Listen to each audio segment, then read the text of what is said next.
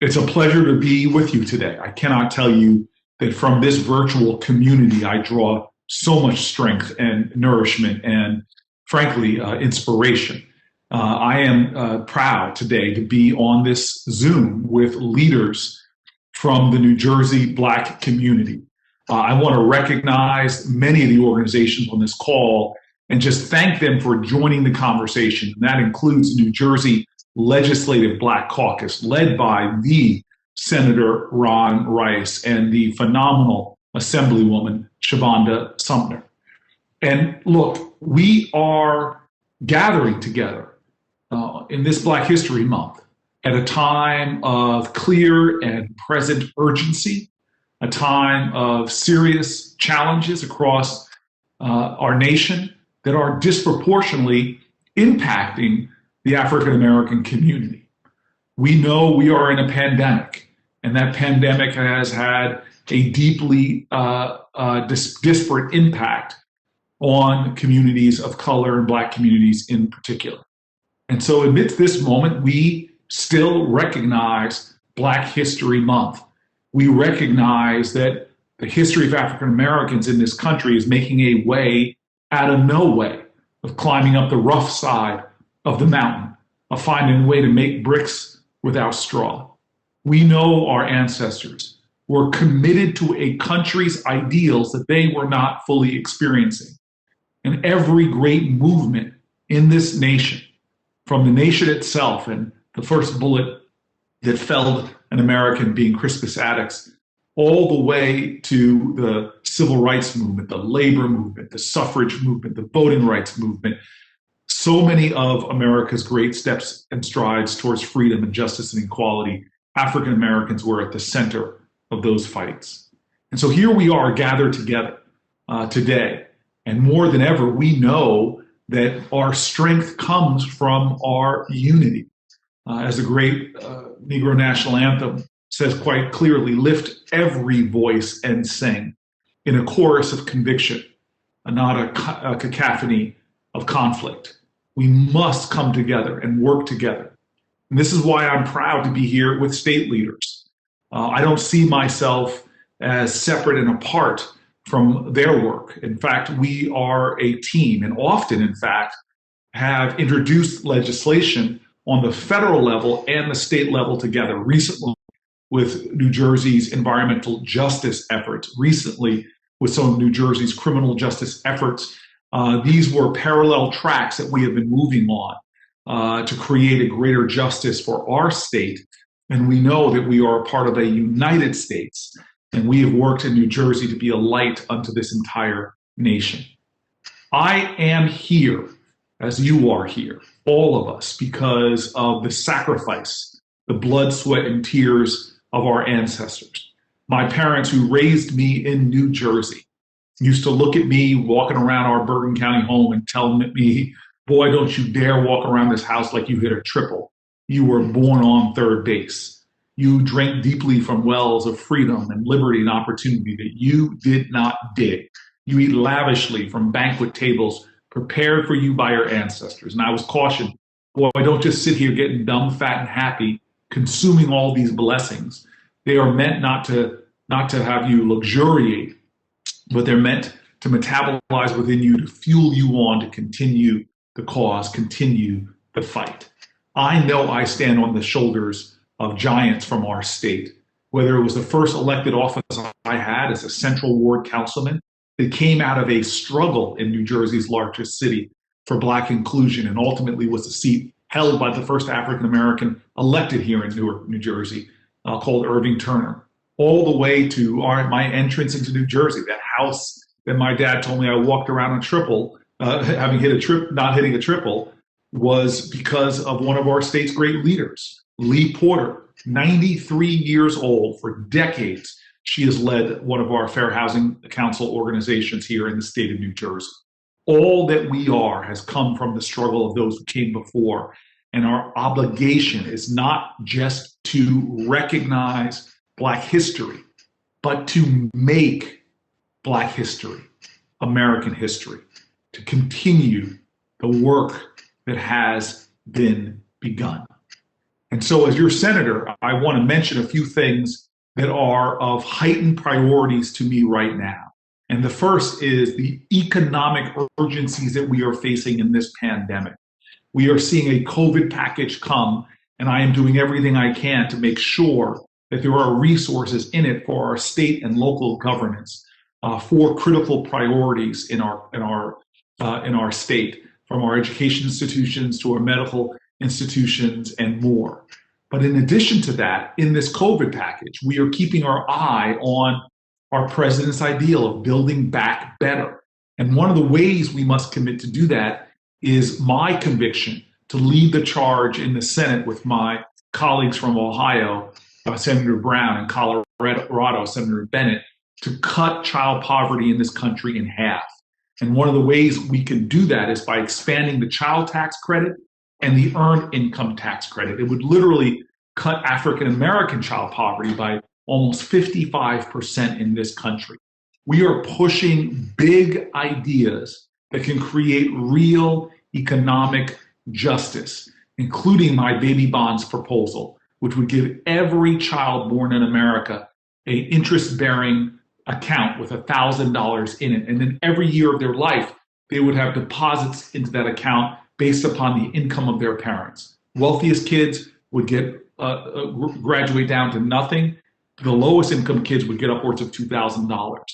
This is a way to create wealth in our country in every generation. Paychecks help you get by, wealth helps you get ahead. And because it's based upon income of parents, we know that the 1 out of every 5 children in poverty overall in America would have upwards of $50,000 by the time they're 18 years old to invest in wealth-making efforts, buying a home, going to college. We also know, has been seen from people who've analyzed this legislation, it would literally, for the next generation, would end the racial wealth disparity, collapsing it and making sure that all children are having more of an equal start and shot at creating wealth and being successful. In this new Congress, I am on the Agricultural Committee and just got word that I now am the chairperson of the Agricultural Subcommittee that deals with nutrition and what they call specialty crops, which is basically every crop for fruits and vegetables that are in our country, except for those big monocrops of corn and wheat and soy. We may not know this, but New Jersey is its third biggest industry is agriculture. We are indeed the Garden State, and we have issues to deal with when it comes to nutrition and our health. We know we have too many food deserts in the state of New Jersey. We know we have a crisis in our country and here in New Jersey with childhood early onset diabetes and other chronic diseases, which can be cured if people have access to health care and fresh and healthy foods. And so I will be a champion on trying to fix our broken food system and begin to give people more access. But I will also be a champion for African Americans in agricultural industry. I introduced the Justice for Black Farmers Act, which aims to correct historic discrimination within the USDA in federal farm assistance and lending that has caused Black farmers to literally lose millions and millions of acres of farmland in just a century. Literally billions of dollars of Black wealth was virtually stolen from them because of USDA policies that really robbed Black farmers and their families of the hundreds of billions of dollars of intergenerational wealth and land acquirement. My bill would end discrimination within the USDA, protect remaining Black farmers from land loss, restore the land lost by Black farmers, create for all disadvantaged individuals, a farm conservation corps to train young adults. It would empower HBCUs and advocates to assist in the kind of research and establishment of African American farmers. There is so much to do on the Ag Committee, and I'm proud to be not only its newest member, but to go from not being on the committee to now chairing a very important subcommittee, as we have seen too many assaults on SNAP, too many assaults on things to help create equal access to healthy foods.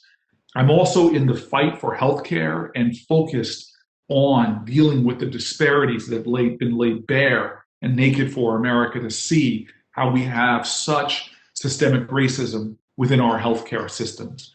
We know that Blacks have been more likely to get COVID, more likely to die from COVID at stunning rates, and we have to make sure that we are focusing on measures to enable African American communities to meet the challenge of this pandemic. And that's including legislation I have to fund grassroots organizations that have built-in trust with communities so we can get vaccination rates that much higher.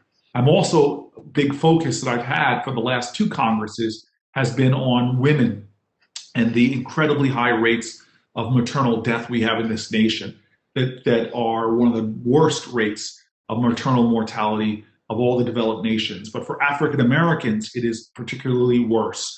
Black women are 3 to 4 times more likely to die in childbirth, and this is unacceptable.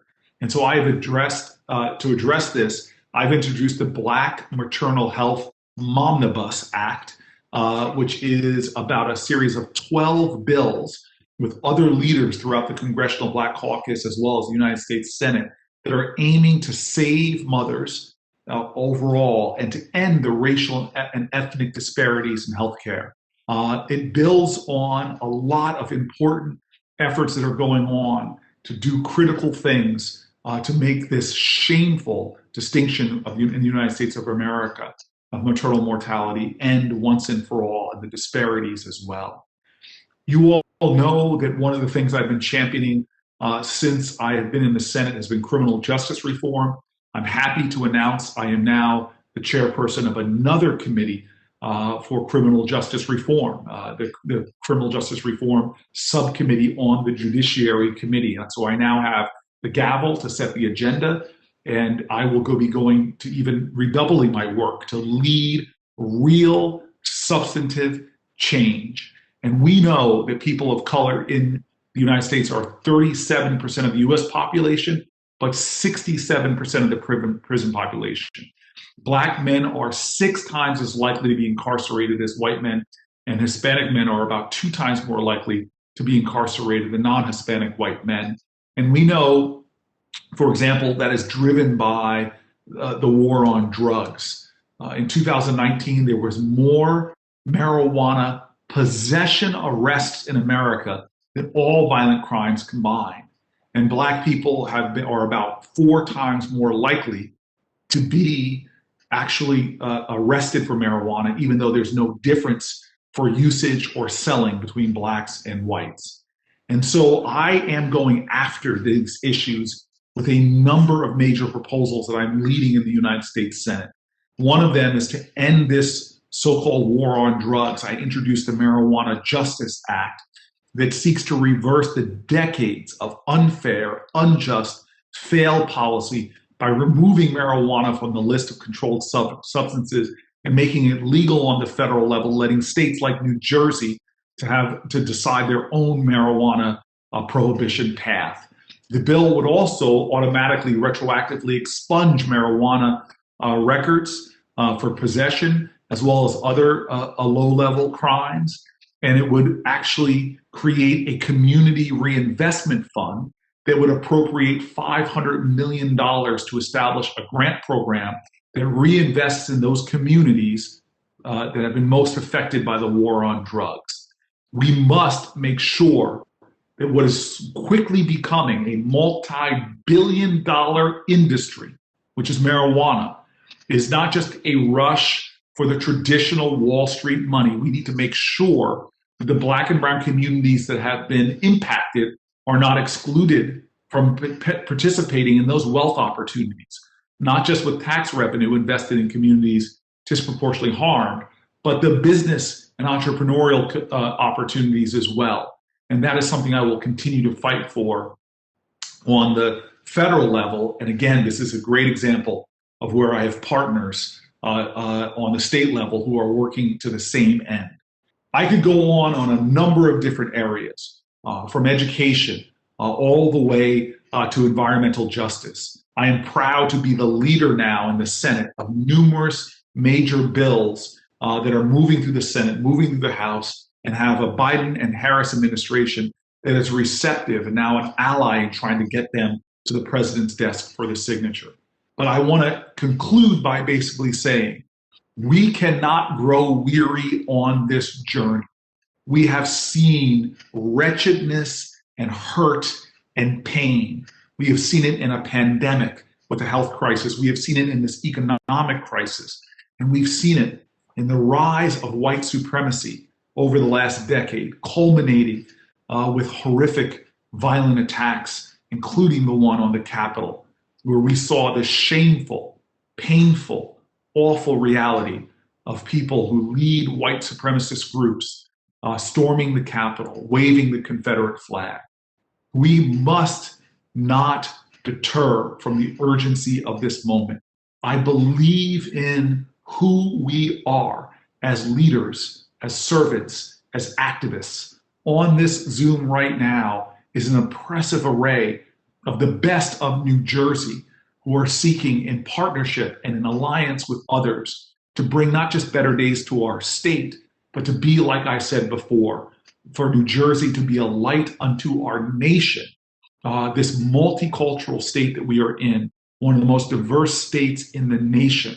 We can show what this democracy can truly be when people come together and stand together and work together, where passion and policy and purpose all unite to advance a people towards the higher ground of justice, away from the mires and quicksand of injustice. And so I want to end by saying thank you to everyone. This is a time where I do lean heavy upon our history.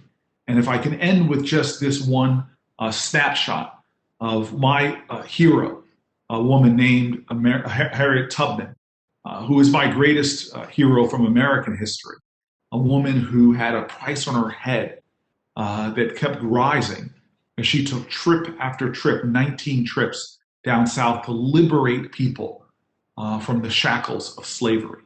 She had this indefatigable determination that even when she could not see the North Star, even in swamps and storms and dark of night, she kept going forward. She kept this understanding and this belief that she could not be free until everyone was free. I know that she showed a level of courage and heroism that I could never muster. But I do know that we are the inheritors of her legacy and have an obligation through our work to make a way out of no way for the next generation so that they can pick up the torch and go to even higher heights of accomplishment and achievement. I still believe in the dream of this country. I still have the audacity to believe that we can be a nation free of racism, free of poverty, free of inequity, that can make true the words that we all pledge, that this can be a nation of liberty and justice for all. So thank you, everyone.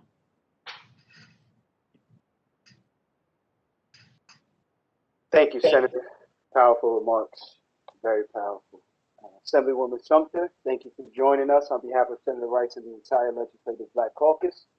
We are excited to hear about the legislative priorities on your agenda this year. The floor is all yours. Thank you. And I want to thank Senator Cory Booker for always setting the standard of Black excellence.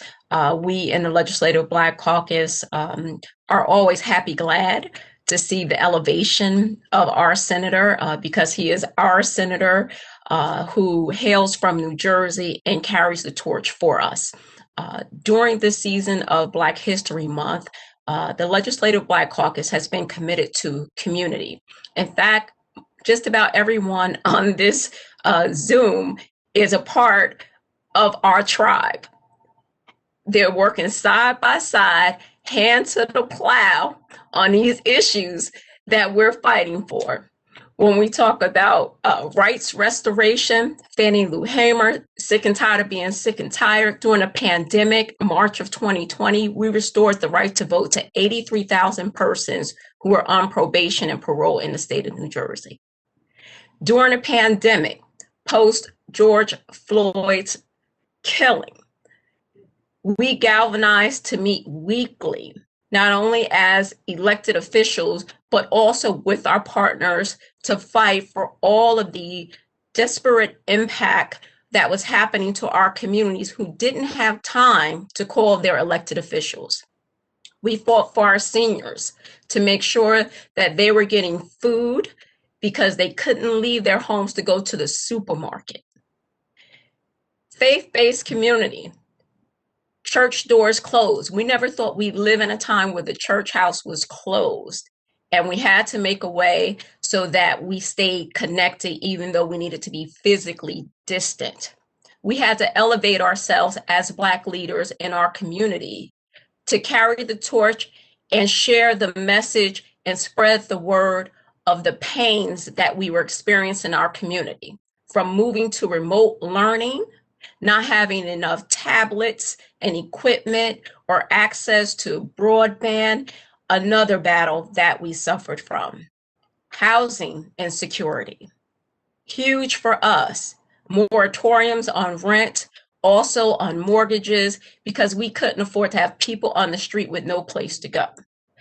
The Legislative Black Caucus has been fighting, and we are no ways tired or weary in this journey.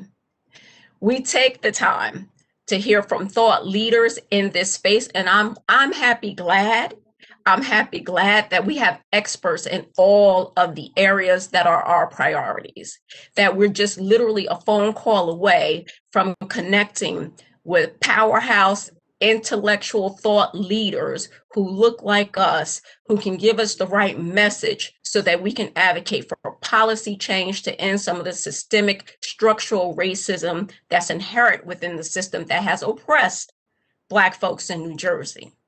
When we talk about a COVID impact, we didn't even have the data from our communities to elevate the concerns. So fighting to make sure we had legislation that focused on sharing that data with our communities, and then fighting to make sure when resources come down that Senator Booker has been fighting for, that they're targeted to our communities so that we can make sure it's accessed by those who have a need and it's not wasted.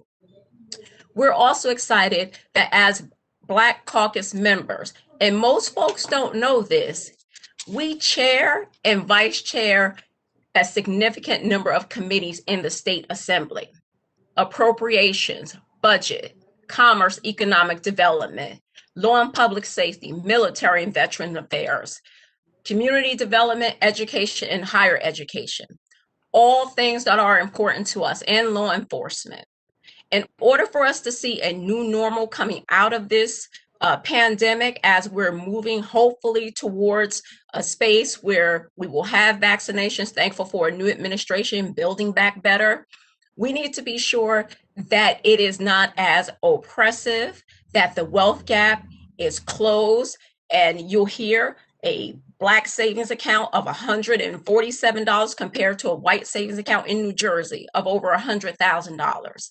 Something's wrong. New Jersey being 47th in the country for maternal health, where Black women are losing their lives during a time where it should be the happiest moment of their lives to deliver a healthy baby. Health systems that need to work with us to make sure that we are delivering the care and access to care for all persons who need it.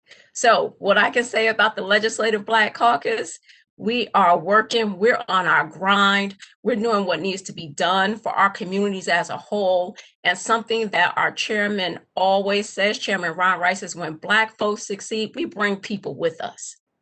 We carry them with us. So it's important for everyone to know that when we are fighting, we are not only fighting for our own, which is the 15% of New Jerseyans that are African American, but we're fighting for equality, fairness, and equity within our home state that hopefully will send a message to other elected leaders across the state, and also give Senator Booker at least a test case example of how it can work. So I want to thank you for the time to share a little bit about our work. Thank you, Charles. Assemblywoman Sumter, thank you so much for that update. Very powerful. I will turn it over to Assemblyman Conaway, who will provide a COVID-19 update. Assemblyman, are you on?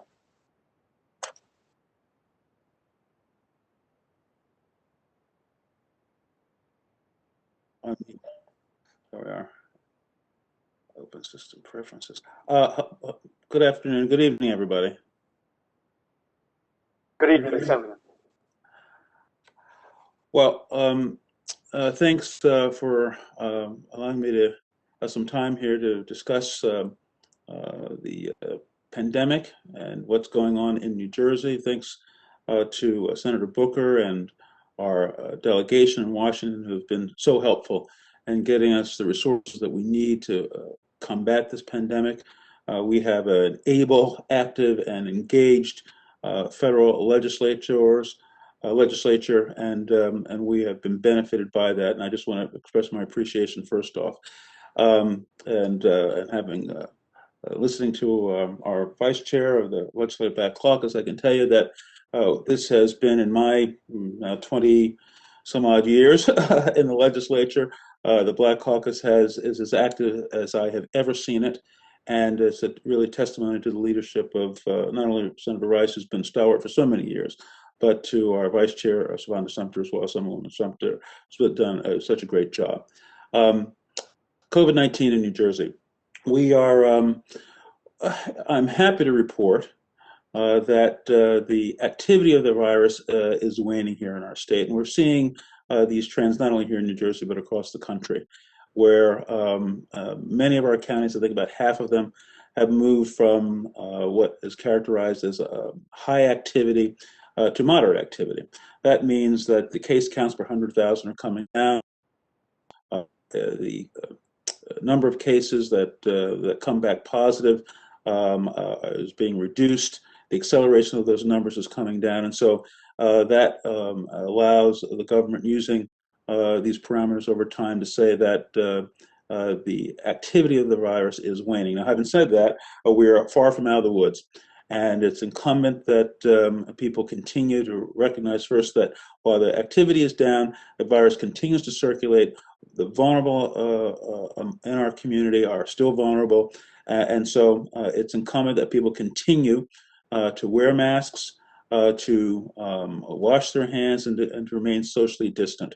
Now, fortunately, with the new administration, we are seeing increased allocation of vaccine to our state. We are now well over 1 million persons who have at least gotten one vaccine in our state. Our statewide goal is to vaccinate about 4.7 million persons. And so while we're on the way, we still have quite a long ways to go. And I would emphasize a couple of things with respect to the vaccine. The vaccine is safe and effective in preventing death and severe illness from disease. And there are those who question its safety, but I would say to them that the clinical trials involved in the approval and use of these vaccines are among the largest of their kind across the spectrum of medicines and vaccines that are given to people that are approved for use.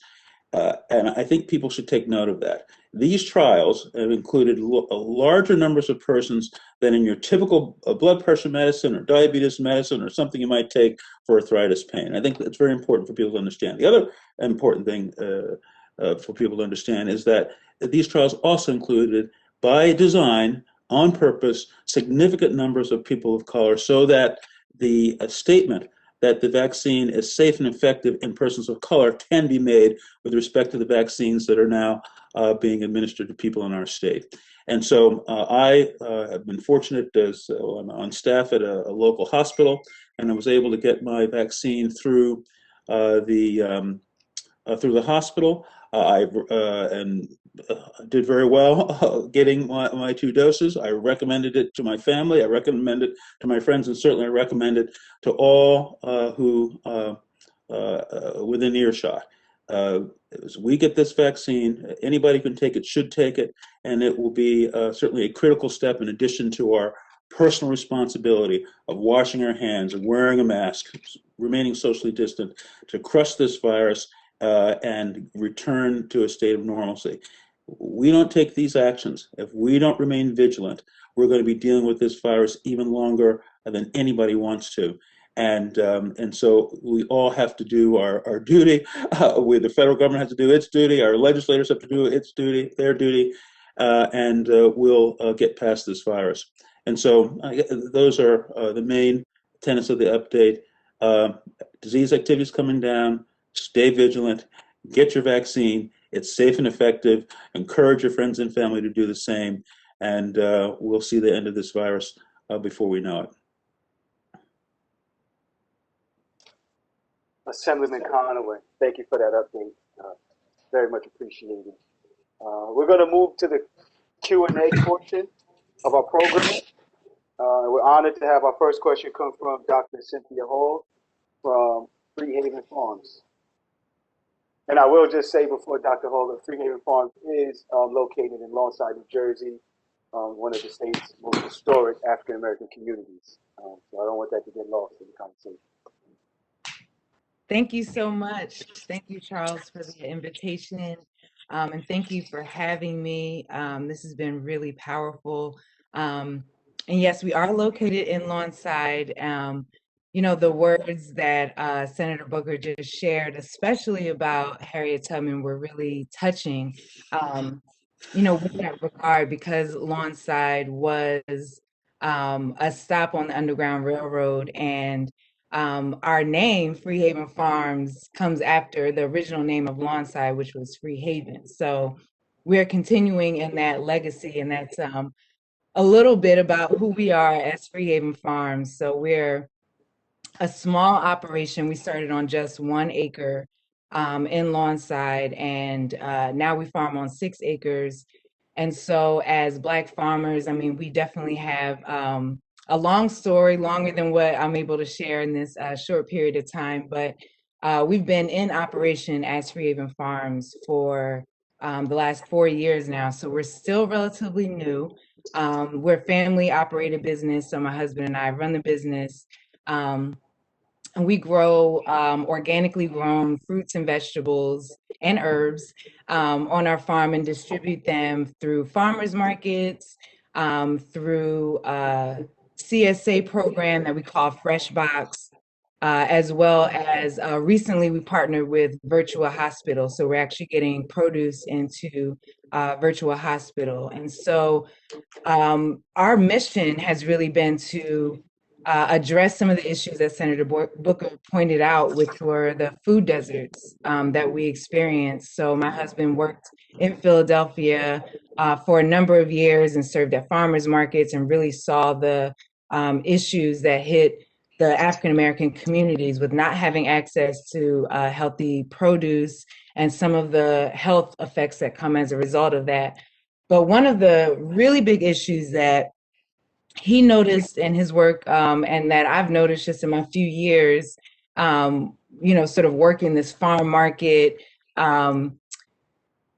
experience, is education. And so we have, over the past year, because of COVID, you know, a lot of us had to pivot with our businesses, and we definitely weren't any different. And we incorporated a lot of educational programs. Why education is so important has been because, you know, you can grow vegetables until you're blue in the face, but if no one comes to your farmer's market and buys them, then they're all gonna end up as compost or in a smoothie or something. I don't know, but it's been really important for us to educate our market. And so we really saw a lot of success in the past year through informal education. We have an Instagram page, and we're like hitting people all day with like why they need to be, you know, switching up their diet and their lifestyle, really, to incorporate more, you know, healthy produce. But then there's also a shift with getting back to the farmers market, supporting local farmers. So we get a lot of people come to our table, and, you know, they'll say, well, I can get that down at Produce Junction for, you know, 53 cents. And I go, well, this isn't Produce Junction, and, you know, we're a small organic farm. So there's been, again, a lot of education that we've had to do. So With that kind of leads to my question. I'm really excited about the Justice for Black Farmers bill. I read through the bill. It's just amazing. Definitely something that, of course, we as a business will be able to take advantage of, but we see so much potential with growing agriculture, growing urban farming. But I wanted to know if there are any opportunities to expand educational outreach with regards to, number one, the farmers' education on sustainable farming techniques, because we know how detrimental agriculture is to our environment.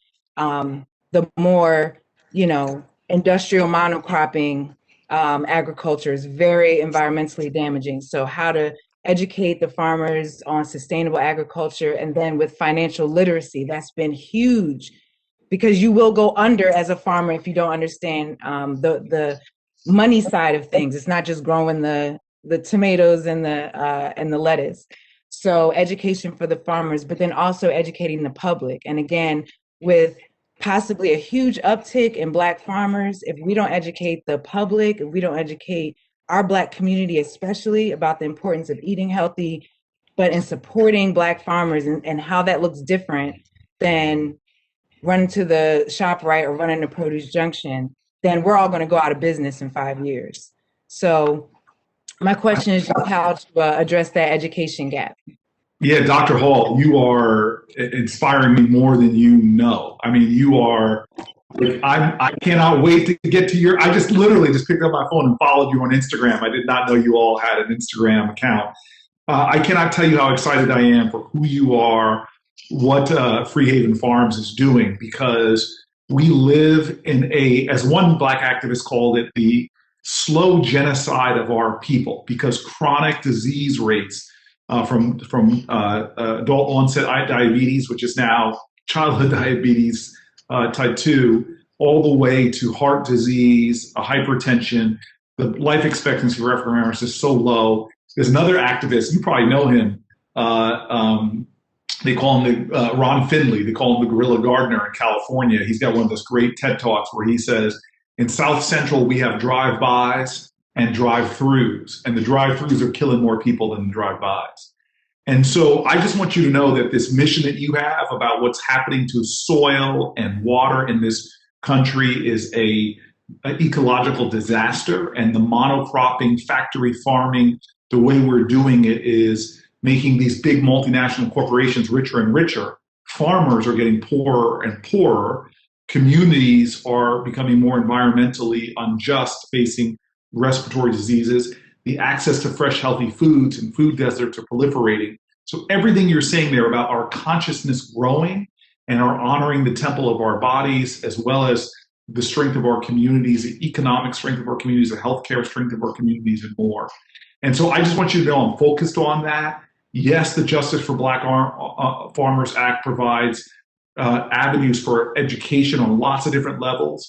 The Act creates a USDA program where young adults from socially disadvantaged communities will be provided with academic, vocational, and social skills necessary to pursue careers in farming and ranching.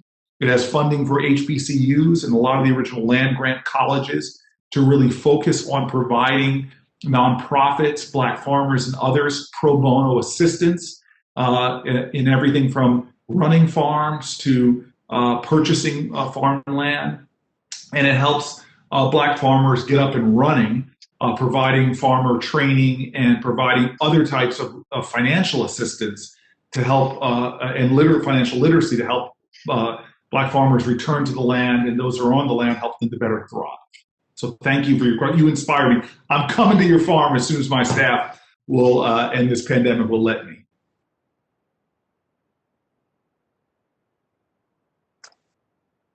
Dr. Hall, thank you very much for that question, Senator, for your response.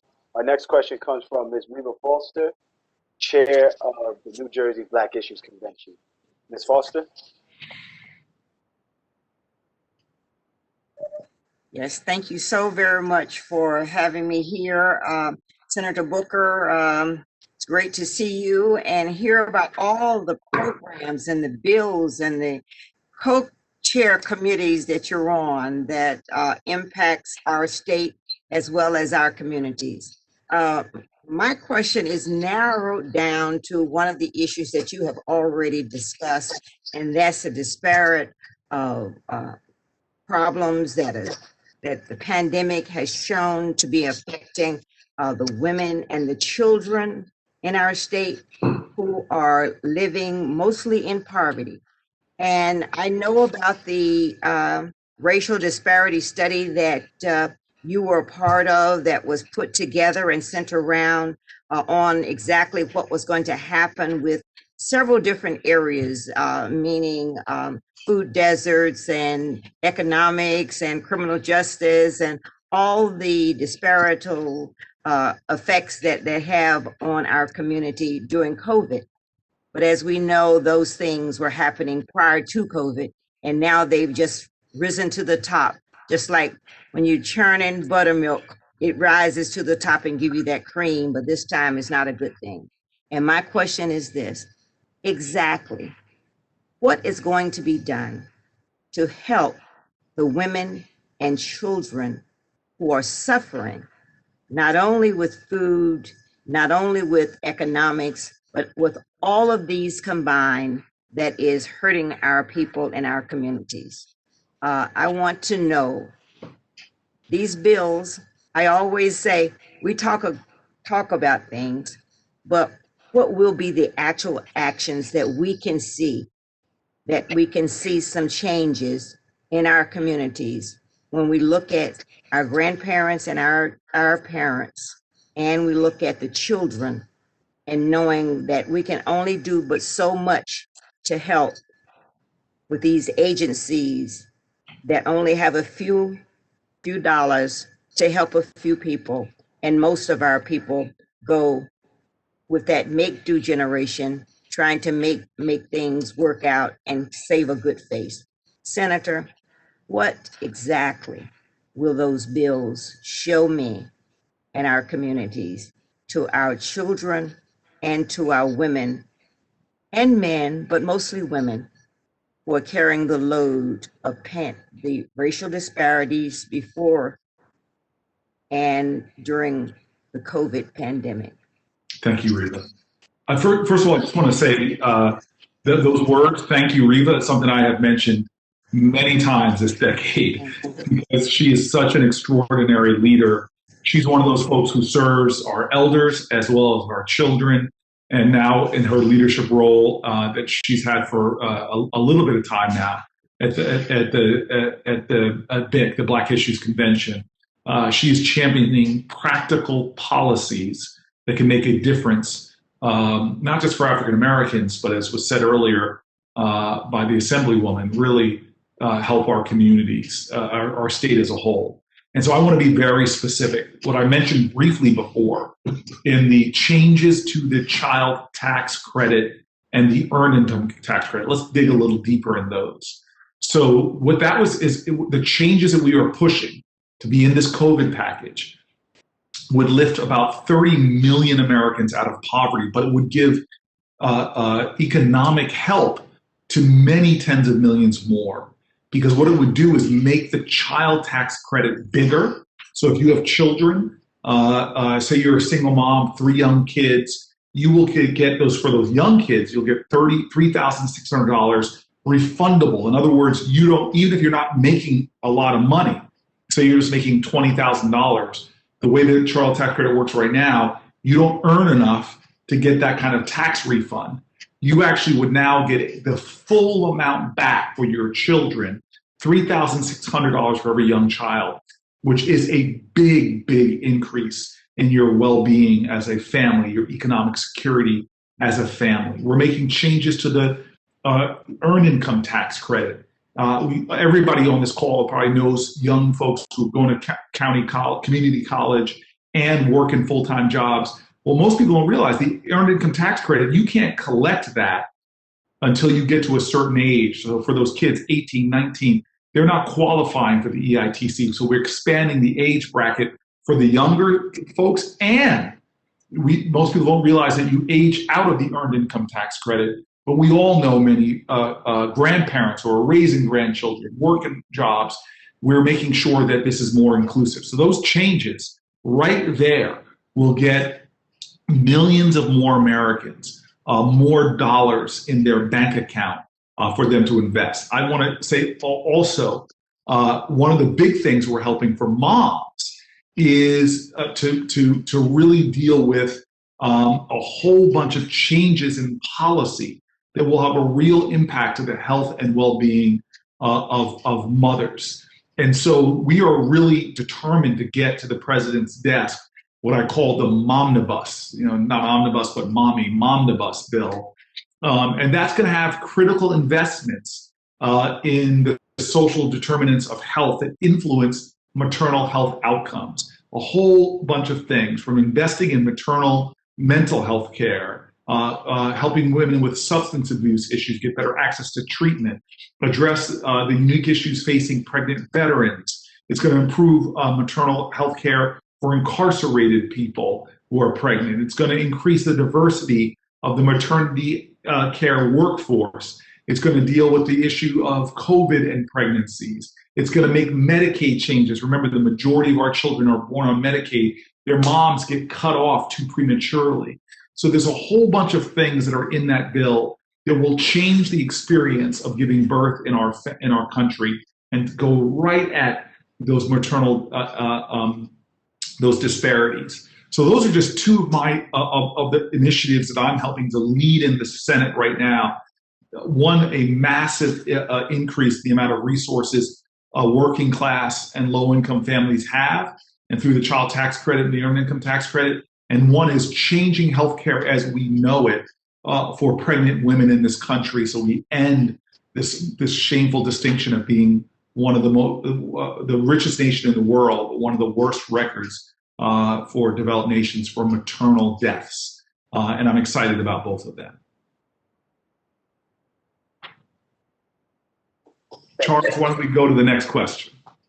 Absolutely. Our next question comes from Laura Sullivan. She's the Director of Economic Justice at New Jersey Institute of Social Justice. Good evening. Thank you so much, Senator Booker.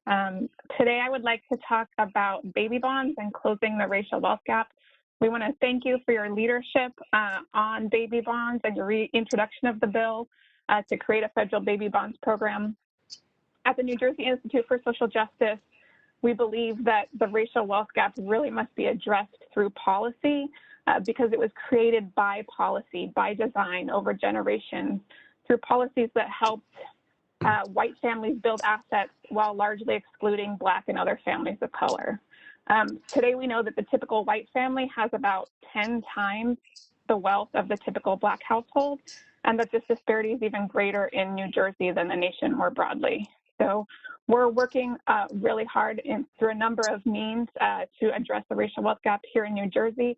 And we believe that baby bonds really are a promising policy proposal that we hope to see both at the federal and state level. So with that, we want to know, with the new administration starting and your efforts to promote the baby bond proposal with this new administration pushing for more equity, how will you garner support and ensure that the baby bonds proposal becomes a reality and is implemented federally? I am so grateful for that question, and the impact it would have on wealth disparities in this country are stunningly amazing, and was designed really to address those racial disparities in wealth as well. And I'm just grateful that you all have been advocates of this legislation. And so let's just talk practical politics for a second. When we began this, when I first introduced the bill, we had very little support. But I'm so grateful to be able to tell you it is just gaining in leaps and bounds. More senators and more House members are coming around to the bill, including very prominent people. Like now the majority leader of the Senate is a co-sponsor of my bill, which is a big, big sign as we gain momentum. I think we're closing in on 20 co-sponsors of the bill, and I'm very excited about that. But we've got to keep pushing, keep socializing, keep talking about it. It's one of those things that I often see people go through the wait a minute, and they learn about it, and they're like, aha, that's amazing. Let me get behind this. And so it's a priority for me that I hope the president and vice president will include in their emergency relief plan, because we might be able to get that included if they make that decision. I've had direct conversations with Joe Biden about the bill, and I'm hoping it's something that they can perhaps get behind. I've also sent a letter with Congresswoman Presley in the House urging them to do that, and advocated to various members of their economic team to get behind this and get something done. I know it often takes time for an idea to get to right before it becomes law, and I'm going to do everything I can to continue to celebrate this legislation in hopes that it gets more and more momentum. And again, I want to end where I started by just saying thank you. Your continued support and advocacy are helping to elevate and amplify this issue, and I'm just looking forward to continuing to work with you on it. Thank you so much. Thank you. Thank you, Senator. Next question comes from Leo Bridgewater from Cannabis World Congress and Business Expo, as well as Minorities for Medical Marijuana. Leo, floor is yours. Good afternoon, Senator. How are you? I'm really well. It's good. Thank you for being on. Thank you for having me. I mean, if we were really following the Black History Month church rules, then I give honor to Pastor Senator Cory Booker and First Lady Shavonda Sumter. Give honor to the to the heads. Senator, these are some strange days and times we are living through currently, as well as historical. In the olden days, in the early days of democracy, a senator wouldn't talk to a person like me because, like you, I too took an oath to protect this country from both foreign and domestic. As when I entered into the United States Army, so as a soldier, I'm a warrior. I'm built to be a protector of the realm. You know, we would, and hence why rarely would someone like me be talking to a person like you if we were really practicing the older days, because the Army would never march into the Capitol. It wouldn't happen. And so recognizing that what all is happening, understanding within the veteran community, we're mobilizing and we're talking about, the things that we can do to address a lot of the issues, to be a lot more vocal, because we're all a bit wounded after January 6th. And so considering what's happened here in New Jersey with cannabis legalization being no longer a matter of if it's going to happen, or more of a matter of when it's going to happen. And as you continue to see states and our nation move to legalize cannabis, what can be done federally to ensure that Black and brown individuals and communities have an opportunity to benefit? What would you like to see? So first of all, I'm happy that you are a part of a growing movement. It's like the arc of the universe is long, but it bends towards justice, and you are an arc bender. What this prohibition on marijuana has devastated communities of color, devastated low-income communities. It has been not a war on drugs, but a war on people.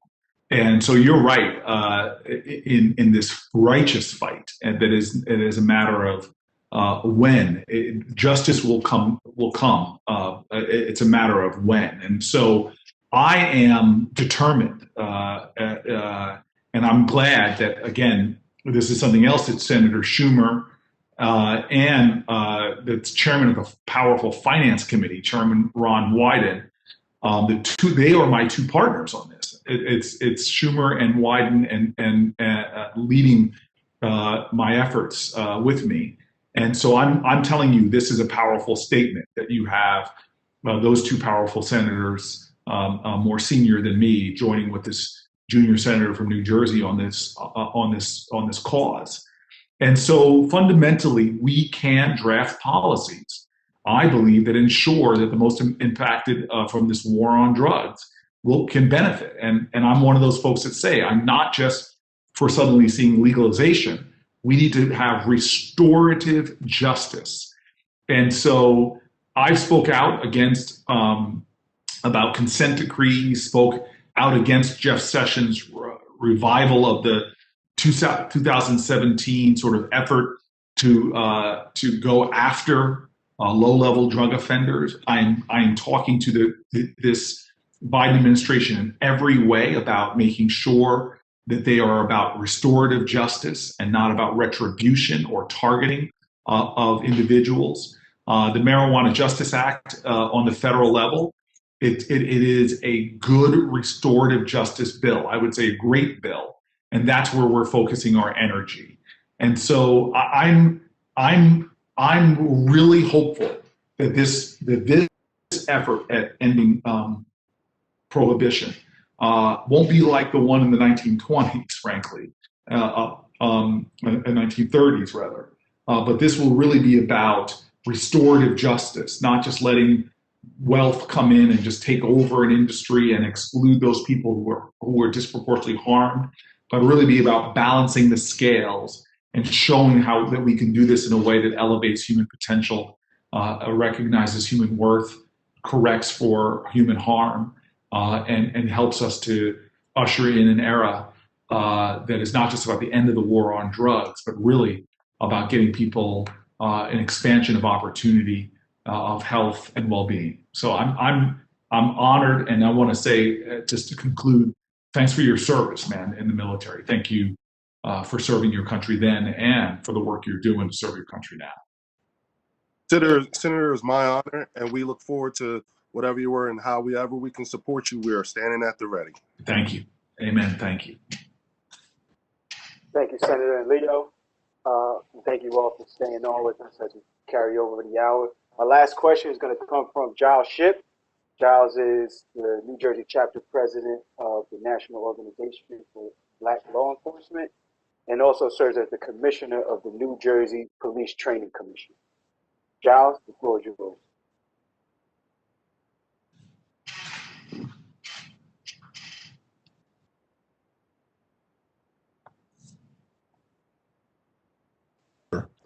For your support of the UN nominee, Thomas Greenfield.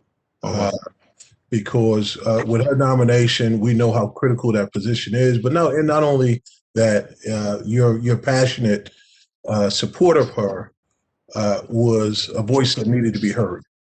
Because I know we have other people of goodwill, but no matter how concerned you are about having a diverse group of people represent this great country, is nothing like hearing it from another person that has also walked in their shoes. By that I mean specifically the Black voice or Black opinion that you expressed regarding her opportunity to serve. It should have resonated with folks, but thank you for that. Also, congratulations on your appointments to agriculture as well as criminal justice with reentry. We look forward to, as in the past, working with you vigorously on the criminal justice issues that face this nation. As you know, Noble has been working vigorously in New Jersey with other partners like the Black Legislative Caucus, New Jersey Black Issues Convention, New Jersey Clergy Coalition for Justice, and others to transform policing. America has an obligation to make sure that justice is meted out fairly and equitably to all of its citizens. In addition to reinstating consent decrees, we have to make good faith efforts within the existing system and transform systems to improve public safety and restore trust for all communities. With that being said, what plans do we have at the federal level to address officers' training through transformation and police use of force, which is among the leading causes of death for young men of color and Black people, including Black women, girls, and disabled? I want to thank you, number one, for your comments at the top, but also for your leadership with Noble, because Noble's been an organization since I was coming up as a mayor that has been there for me every step of the way, trying to advance reform and really address other issues, from the hiring and opportunities for Black officers all the way to the kind of police accountability measures that we really need. So your question is reflective of your leadership and your heart and your work, and I'm grateful for that. So look, we know that we have an issue of implicit racial bias in policing and a history that we haven't created the kind of accountability measures necessary to prevent a lot of the havoc that we've seen in Black communities and startling injustices. We've seen literally entire cities be shaken to the ground by the pain and anguish, wrought upon unarmed Black bodies. And so this is a policy urgency area, and it is one that I'm leading in the Senate. We need real, practical, holistic reforms, as you said, for police training and the kind of police practices that are used. We need a banning of a lot of other police practices, frankly, like the no-knock warrants in drug cases and carotid chokeholds. We need a lot more accountability and transparency. And so I'm honored to, with Kamala Harris, to have been one of the co-authors of the Justice in Policing Act, which addresses a lot of the officer training issues and police use of force issues. It creates standards of accountability in the civil and federal courts. It is improving transparency in policing by creating a registry for not just holding police misconduct, but to ensure that departments that really need the help can actually get the help. And it's as I said, looking to just ban a lot of practices from religious and racial profiling. It's looking for, it's going to start targeting resources for racial bias training. It's going to incentivize states to adopt policies that are banning those practices I mentioned before, like no-knock warrants that would have saved Breonna Taylor, and it incentivized states to just really begin to crack down on use of force policies to get us to a more uniform standard that will prevent people from being killed. And again, your question reflects the recognition from so many leaders in African American law enforcement officers who understand the urgency of these issues. And I just want to say thank you for the question, but maybe I can close now because I know we're over time by saying that never has the pathway been easy. All of these issues are going to be hard. I was talking on the Senate floor, and again, I'm just the fourth popularly elected Black person ever to serve in that institution. There's only been 11 Black people in the history from the Reconstruction era to recently ever serving in the United States Senate. Thousands of people have, only 11 African Americans. I was sitting there talking about how we're sitting on a floor. We were talking about this, that the longest filibuster record was Strom Thurmond, which was I guess maybe can be described as a racist rant to prevent the passage of civil rights legislation.